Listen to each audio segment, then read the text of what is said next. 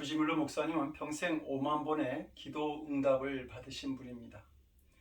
그는 평생 기도한 것들은 다 응답받았는데 딱 한 가지를 응답받지 못한 채 임종을 맞이하죠. 그것은 친구의 구원이었습니다.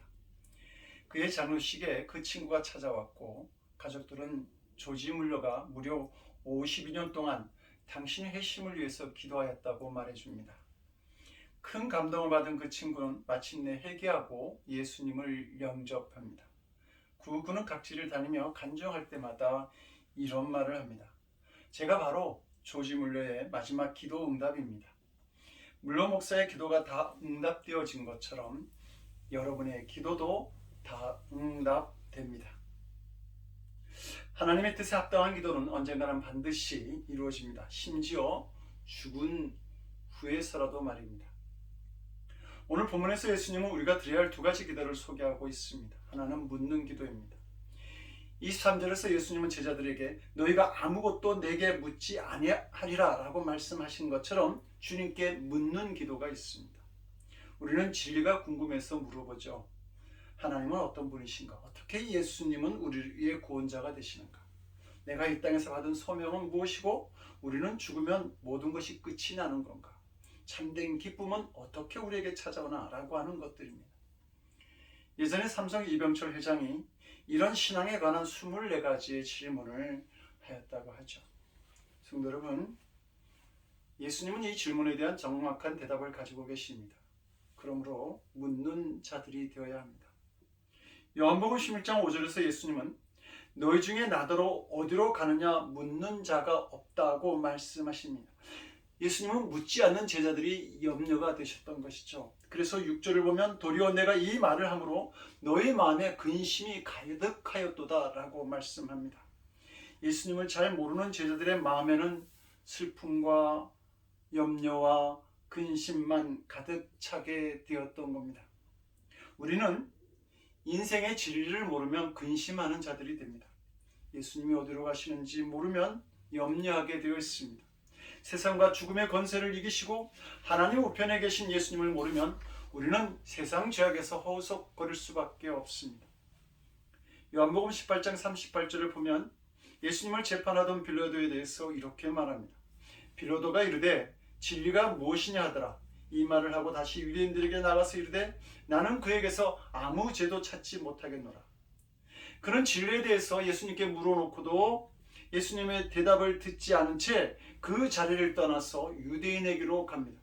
진리에 대한 답을 듣지 못하고 진리를 알지 못한 그는 예수님에게 죄가 없다는 사실을 알고서도 유대인들에게 결국 예수님을 넘겨주게 됩니다. 하나님을 알지 못하면, 진리를 알지 못하면 흔들리게 됩니다. 기도할 수 없게 되고 진리가 인도하는 대로 살지 못합니다. 확신이 없습니다. 이렇게 흔들리는 믿음에 대해서 예수님은 맛을 잃은 소금이라고 말씀하시고 단만 밖에 버려져 사람들에게 밝히는 소금이라고 말씀하십니다. 역사가 요세푸스에게 하면 진리를 가지고 로마 정부와 유대인들과 협상을 벌이면서 화려한 인생을 꿈꾸었던 빌라도는 예수님을 재판한 일이 있은 후 불과 몇 년 후에 로마 황제로부터 파면을 당한 뒤 갈리굴라 황제 때에 자살로 그의 인생을 끝내버리고 맙니다. 그리고 2000년 동안 사도신경을 고백하는 성도들에게 예수님을 십자가에 못 박은 살인자로 남게 된 것이죠. 성도들도 믿음이 흔들리면 세상 사람들보다 더 비참한 삶을 살아가게 되어 있습니다. 예수님에 대한 믿음이 흔들렸던 가룟 유다는 세상에서 가장 불행한 이름을 가진 사람이 되지 않았습니까? 성도 여러분, 하나님을 아는 자들이 되도록 힘써야 합니다. 하나님을 아는 복이 이 세상에서 가장 큰 복입니다. 하나님을 아는 자는 기도하게 됩니다. 하나님을 알면 주님의 능력을 경험하고 그리고 흔들리지 않는 담대함으로 순종하게 됩니다. 아브라함이 100세에 얻은 아들을 하나님이 모리아산에서 바치라고 할 때에 어떻게 바칠 수 있었겠습니까? 하나님을 아니까 순종이 가능했던 것입니다. 이스라엘 백성들이 요단강을 건너는데 물이 넘쳐서 사람을 집어삼킬 듯이 이 덤비는 상황 속에서도 먼저 발을 담그게 됩니다. 잘못하면 그 물에 휩쓸려 죽을 수도 있는데 어떻게 발을 담그게 된 것입니까? 40년 광야 생활을 하면서 하나님이 어떤 분이신지 알게 되었기 때문입니다.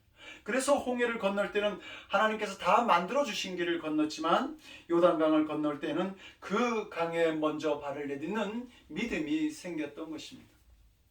호세아서 6장 3절은 말하죠. 그러므로 우리가 여호와를 알자, 힘써 여호와를 알자. 그의 나타나심은 새벽빛같이 어김없나니 비와 같이 땅을 적시는 늦은 비와 같이 우리에게 임하시니라.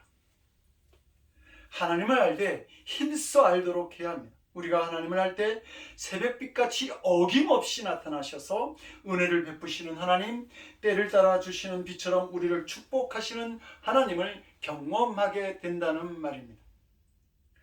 어떻게 이스라엘 백성들이 자신들을 종부리듯 하고 말할 수 없는 고통과 압박을 행한 애굽 땅에서 탈출할 수 있었을까?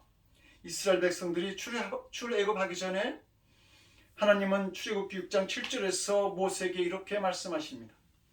너희로 내 백성을 삼고 나는 너희 하나님이 되리니 나는 애굽 사람의 무거운 짐 밑에서 너희를 빼어낸 너희 하나님 여호와인 줄 너희가 알지라. 너희가 알지라. 애굽에 노예된 자신들을 구원하실 수 있는 분이 하나님밖에 없음을 알게 되었을 때에 이스라엘 백성들이 비로소 자신들을 속박했던 고난과 저주의 땅으로부터 벗어나 자유로운 삶을 살 수 있게 되었던 것입니다. 베드로후서 1장 2절은 말하죠. 하나님과 우리 주 예수를 알므로 은혜와 평강이 너에게 더욱 많을지어다. 주님을 아는 성도가 찬양하고 기뻐하며 평안을 누릴 수 있게 되는 것입니다. 예수님은 23절에서 너희들이 더 이상 묻지 않게 될 것이다 라고 그렇게 말씀하고 있습니다. 하나님은 나를 사랑하시는가? 예수님은 정말 나를 구원하실 수 있는가 하고 더 이상 물을 필요가 없다라고 하는 말입니다. 왜냐하면 알게 되었기 때문입니다. 22절에서 예수님은 지금은 너희가 근심하나 내가 다시 너희를 보리니 너희 마음이 기쁠 것이요 너희 기쁨을 빼앗을 자가 없느니라 라고 말씀합니다. 근심하는 마음이 다시 기뻐할 수 있고 그 누구도 빼앗을 수 없는 큰 평안을 누릴 수 있다라고 말씀하십니다. 어떻게 이 일이 가능한가라고 하는 그 의문에 대해서 예수님은 십자가에 달려 죽은 자신을 다시 볼 수 있기 때문이라고 말하고 있습니다. 예수님의 죽음 이후 제자들이 알게 되는 것은 생전에 예수님이 말씀하신 그 모든 일들이 그대로 이루어졌다라고 하는 사실입니다. 예수님이 말씀하신 부활과 승천의 역사를 제자들이 보았던 것이죠. 그리고 깨닫게 됩니다. 23절에 나오는 그날이라고 하는 것은 바로 성령께서 임재하신 날입니다. 이 성령의 역할에 대해서 요한복음 14장 26절은 보혜사 곧 아버지께서 내 이름으로 보내실 성령 그가 너에게 모든 것을 가르치고 내가 너에게 말한 모든 것을 생각나게 하리라고 말씀하고 있습니다.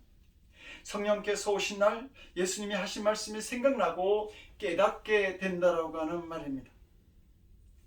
눈으로 보고 마음으로 깨닫게 된 제자들은 그 후 확신의 사람, 믿음의 사람들이 됩니다. 자신들이 무엇을 해야 할지 알게 된 것이죠. 그 일이 목숨을 위협하는 일일지라도 두려워하지 않는 진정한 예수님의 제자들이 됩니다. 물음에 대한 답은 믿음에 있습니다. 믿음은 보지 못하는 것들의 증거가 됩니다. 믿음으로 보게 되고 믿음으로 알게 되는 것이죠. 이제 믿음의 사람들은 믿음의 확신만을 가지면 됩니다. 그러면 보게 되고 알게 되어 있습니다. 우리가 정말 물어야 할 것은 지금 나를 향한 주님의 뜻이 무엇인가 하는 것입니다. 많은 사람들이 기도는 우리 소원을 하나님께서 들어달라고 간청하는 것이라고 생각합니다. 그러나 우리가 먼저 하나님께 드려야 될 기도가 있다고 한다면 나의 뜻을 구하는 기도가 아니라 하나님의 뜻이 어디 있는지 구하는 기도가 있어야 합니다. 하나님의 뜻을 알게 해달라고 하는 기도는 쉬운 기도가 결코 아닙니다. 하나님의 뜻을 알게 되면 반드시 순종이 뒤따라야 하기 때문이죠. 이 기도는 나를 포기하는 기도요, 나의 자아를 죽이는 기도입니다. 오직 하나님의 뜻만을 받아 순종하겠다고 하는 기도인 것이죠. 내가 살아있으면 하기 어려운 기도가 되는 것입니다. 십자가를 앞에 두신 예수님이 이 기도를 하셨습니다. 그 기도가 얼마나 어렵던지 몸에서 땀이 아니라 피가 흐르는 것을 봅니다. 이 기도에 대한 하나님의 응답에 순종하여 그 길을 가셨던 예수님은 십자가에서 이렇게 외치죠. 나의 하나님 어찌하여 나를 버리셨나이까. 이것이 하나님의 뜻을 알고 그 길을 가기를 원하는 사람이 당하는 어려움들입니다. 하나님의 아들도 아버지 하나님의 뜻을 구하는 일이 이렇게 힘들었다고 한다면 하나님의 뜻을 구하는 우리의 기도도 몹시 힘든 길을 가게 될 것입니다. 그러므로 신앙의 길을 가고자 하는 사람에게 중요한 것은 그 길을 끝까지 포기하지 않는 것입니다. 요셉은 형들에게 심부름을 한 이후 인생이 꼬이기 시작했습니다. 애굽에 팔려가고 노예와 죄수의 몸으로 살았습니다. 억울하고 숨막히는 삶을 살았던 것이죠. 그동안 자기를 사랑했던 아버지가 보고 싶었고 집으로 돌아가고 싶다는 기도를 수없이 그는 했을 것입니다.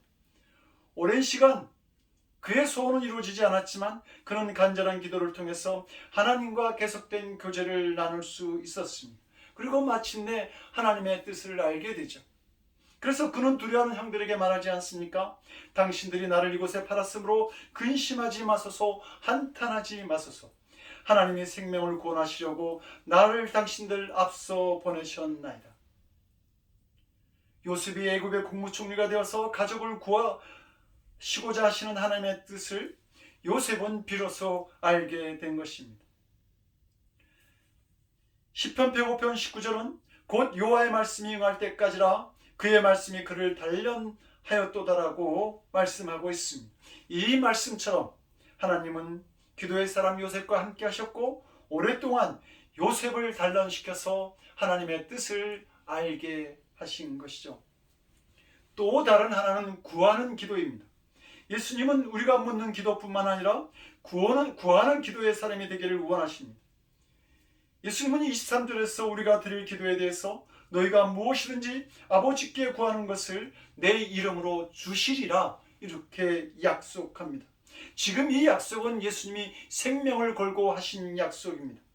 이 약속은 예수님이 십자가에 달려 돌아가심으로 말미암아 완성되어지는 약속이기 때문입니다. 예수님은 24절에서 제자들에게 말씀하시죠. 지금까지는 너희가 내 이름으로 아무것도 구하지 아니하였으나 제자들은 그때까지 예수님의 이름으로 아무것도 구할 수가 없었습니다. 예수님의 십자가 공로가 없었기 때문입니다. 십자가를 지시고 보혈을 흘리시기 전까지의 예수님의 모습은 왕과 선지자의 모습이었습니다. 그래서 왕의 권세를 가지고 악한 권세를 내어 쫓으심으로 병자들을 고치고 귀신 들린 자를 치유하시는 놀라운 기적을 행하셨습니다. 또 선지자의 사역을 감당하심으로 놀라운 하늘의 말씀으로 우리 마음의 평안을 나누어 주시는 분이었습니다. 그러나 우리의 기도를 가지고 성전으로 들어가 하나님께 간구하시는 제사장의 역할은 십자가를 지시고 피를 흘리는 희생제물이 되시기 전까지는 하실 수 없는 일이었던 것이죠.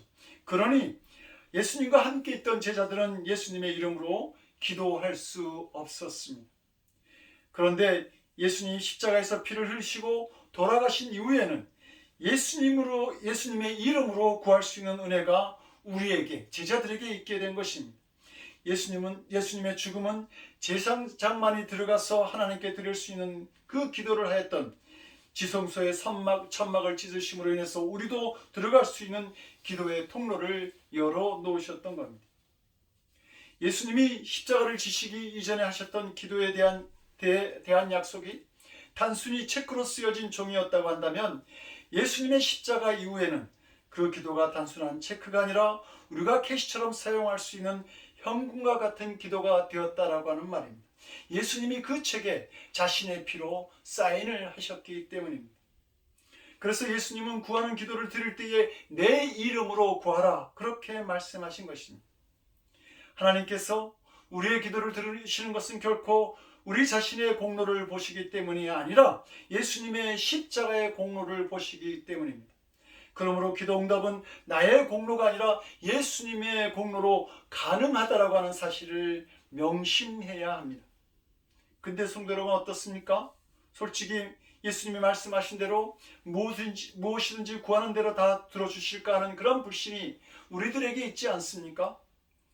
성경을 보게 되면 이스라엘 백성들이 애굽을 탈출하기 전에 자신들의 고통을 해결하라고 얼마나 간절하게 부르짖는지 모릅니다. 그런데 막상 하나님께서 모세를 보내셔서 이제 하나님께서 우리 조상 아브라함과 야곱과 요셉에게 약속하신 그 땅을 우리에게 주실 것이다. 그러므로 이제 일어나서 이 애굽 땅을 탈출해서 가나안 땅을 가져라고 그렇게 말을 해도 그들은 모세의 말을 믿지 않았습니다. 그들의 마음속에 불신의 영이 자리 잡고 있었기 때문이죠. 기도해 놓고도 그 기도를 믿지 않았다라고 하는 겁니다. 우리의 기도를 가로막고 있는 것은 바로 우리 안에 있습니다. 어떤 분은 말하죠. 나 같은 놈에게 무슨 기도가 응답되겠어. 자기 자신이 저지른 죄를 바라보면서 기도 응답을 기대하지 않는 것입니다. 불순종과 죄 때문에 하나님이 자신의 기도를 들어주실 이유가 없다라고 그렇게 생각하는 것입니다. 그래서 기도에 대해서 자신감을 잃고 좌절하고 방황하는 것이죠. 이런 우리의 약점을 알고 있는 사탄은 여러 가지 방법으로 우리의 기도의 생활을 시험하고 방해하고 있습니다. 그러므로 기도 문제 해결은 바로 우리에게 있다라고 하는 것입니다. 자꾸 내 기도가 막히고 내 기도가 정말 응답될까 하고 고민하는 우리들에게 예수님은 27절에서 이렇게 말씀합니다. 이는 너희가 나를 사랑하고 또 나를 하나님께로서 온 줄을 믿은 고로 아버지께서 친히 너희를 사랑하심이니라. 우리를 향한 하나님의 사랑을 한번 믿어보라고 하는 것이죠. 구름처럼 몰려서 날아다니는 수십만 마리 새떼 속에서도 어미새는 자기 아기새를 금방 찾는다고 합니다. 신기하죠? 미물의 짐승일지라도 본능적인 부모의 사랑이 있기 때문입니다. 야구장에 수많은 사람이 있어도 사랑하는 사람은 자기의 짝꿍을 금방 찾을 수 있다고 합니다. 사랑의 눈으로 보기 때문입니다. 우리를 사랑하시는 하나님은 우리의 기도를 금방 찾아서 응답하실 줄로 믿습니다. 우리에게 모든 것을 허락하실 줄 알았던 바울은 이렇게 고백합니다. 자기 아들을 아끼지 아니하시고 우리 모든 사람을 위하여 내어주시니가 어찌 그 아들과 함께 모든 것을 우리에게 주시지 아니하시겠느냐. 성도 여러분, 믿음이 작아서 고민입니까? 예수님의 이름으로 기도하시기 바랍니다. 떳떳지 못한 죄가 있어서 기도하지 못합니까? 회개하고 예수님의 이름으로 기도하시기 바랍니다. 기도의 응답은 나의 공로가 아니라 예수님의 공로로 가능하기 때문입니다. 문제는 기도하는 것입니다. 기도에 대해서 잘 아는 것도 기도하는 데 큰 힘이 될지 모르지만 기도 잘하는 비결은 어려움이 있어도 계속해서 기도하는 것입니다. 이전에 기독교 부문 베스트셀러가 되었던 야베스의 기도라는 책에 나오는 내용입니다. 존이라는 사람이 천국에 갔더니 모든 것이 너무나 좋았습니다. 이것저것을 구경하다가 큰 건물 앞에 있는 사도 베드로를 만나게 됩니다. 반갑게 다가가서 인사를 하고 난 다음에 이 건물이 무슨 건물이냐고 한번 들어갈 수 있겠냐고 그렇게 물었습니다. 사도 베드로가 몹시 망설이면서 들어갈 수는 있지만 들어가 보지 않는 것이 더 좋을 것이라고 그렇게 대답하죠. 존이라고 하는 사람은 더 호기심이 생겨서 천국에 안 좋은 것이 뭐가 있겠습니까? 이렇게 말을 하면서 우겨서 들어가게 됩니다. 들어갔더니 건물 전체가 선반으로 되어 있었고 선반 위에는 너무나 예쁜 상자들이 가지런히 놓여 있는데 그 상자마다 사람 이름이 써 있었습니다. 존은 흥분해서 자기 상자도 있냐고 묻죠. 베드로는 그렇다고 대답을 하니까 존은 자기 이름이 있는 곳으로 뛰다시피 달려갑니다. 너무나 보고 싶었던 것이죠. 그 상자에는 무엇이 들어있을까? 자기 이름이 붙은 상자를 찾아서 예쁜 리본을 풀고는 두근두근 거리는 가슴을 진정시키고 상자를 풉니다. 거기에는 자신이 세상에서 너무나도 가지고 싶었던 것들과 상상하지 못했던 귀한 것들이 그 안에 들어있었습니다. 이것들이 무엇이죠? 왜 내 상자 안에 이런 것들이 있나요? 라고 묻습니다. 그때 베드로가 대답하죠. 이것들은 하나님께서 당신에게 주시려고 계획하셨던 것인데 당신이 구하지 않아서 줄 수 없었던 것들입니다. 내가 보지 않은 것들이 더 좋을 것이라고 말하지 않았습니까? 야고보서 4장 2절은 이렇게 가르칩니다. 너희가 얻지 못함은 구하지 아니하며 라고 말입니다. 하나님의 별명 중 하나가 여호와 이레입니다. 좋은 것을 주시려고 준비하시는 하나님이라는 말입니다. 그런데도 우리가 얻지 못하는 것은 구하지 않기 때문입니다. 우리가 예수님의 이름으로 구할 때 우리의 기도를 완성하시는 그 하나님의 응답을 보게 됩니다. 성도 여러분, 기도의 회복이 있기를 간절히 축원합니다. 기도에는 부흥이 있습니다. 기도가 우리의 능력이 되기 때문입니다. 본문 24절은 기도의 사람이 받게 되는 은혜에 대해서 이렇게 말하죠. 너희 기쁨이 충만하리라. 응답받는 기도를 통해서 기쁨을 회복하는 능력 있는 삶을 살아가는 성도들 되시기를 주님의 이름으로 간절히 축원드립니다. 기도하시겠습니다. 우리의 기도를 들으시는 주님, 어린아이와 같은 믿음으로 예수님의 이름으로 구하는 저희들이 되게 하여 주시옵소서. 귀한 것으로 준비하시는 우리 하나님의 은혜를 누리는 주님의 자녀된 삶을 누리는 저희들 되게 하여 주시옵소서. 이제는 십자가의 죽음으로 지성소의 휘장을 찢으심으로 우리가 구할 수 있는 은혜를 허락하시는 우리 주 예수 그리스도의 크신 은혜와 독생자의 희생제물을 통해 아브라함에게 주셨던 여호와 일의 축복을 허락하시는 아버지 하나님의 극진하신 사랑하심과 제약된 삶에서도 구할 수 있는 힘을 허락하여 주시는 성령님의 감화감동 우리 안에 교통하시고 역사하시는 놀라우신 은총이 예수님의 이름으로 기도하며 기도의 역사를 만들어가기를 원하는 거룩한 성도들 위해 저들의 삶과 가정과 일터와 드리는 기도이 지금으로부터 영원토록 함께하옵시기를 간절히 축원드리옵나이다. 아멘.